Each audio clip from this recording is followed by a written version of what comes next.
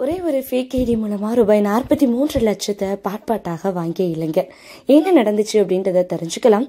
வீடியோக்குள்ள போறதுக்கு முன்னாடி நம்ம சேனலை மறக்காம சப்ஸ்கிரைப் பண்ணுங்க.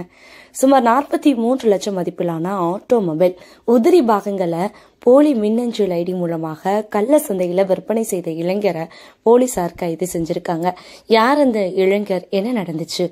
சென்னை மீஞ்சூர் பகுதியைச் சேர்ந்தவர் ஸ்ரீதர் என்பவர். இவர் ஸ்டீல் பொருட்கள் தயாரிக்கும் நிறுவனம் நடத்திட்டு வராருங்க. இந்த நிலையில இவரிடம் மீஞ்சூர் பாலாஜி நகரை சேர்ந்த அப்துல் ரஹீம் என்பவர் போலி மின்னஞ்சல் ஐடி மூலமாக சுமார் 43 லட்சம் மதிப்பிலான ஆட்டோமொபைல் உதிரி பாகங்களை ஆர்டர் பண்ணியிருக்கிறாரு. அந்த ஆர்டரின் பேர்ல பொருட்களுக்கான தொகையை அப்துல் ரஹீம் திரும்ப தரவே இல்லை. இந்த நிலையில ஸ்ரீதர் அவர்கள் போலீஸ்ல புகார் கொடுத்திருக்காங்க. விசாரணையின் போதுதான் தெரிய வந்திருக்கு, போலி மின்னஞ்சல் ஐடி மூலமாக பெற்ற சுமார் 43 லட்சம் மதிப்பிலான ஆட்டோமொபைல் உதிரி பாகங்களை ஸ்கிரப்பராக மாற்றி அதனை கள்ளச்சந்தையில் அப்துல் ரஹீம் அவர்கள் விற்பனை செய்து வந்தது தெரிய வந்திருக்கு. அவரை கைது செய்த போலீசார் தற்போது நீதிமன்றத்தில் ஆஜர்படுத்தி சிறையில்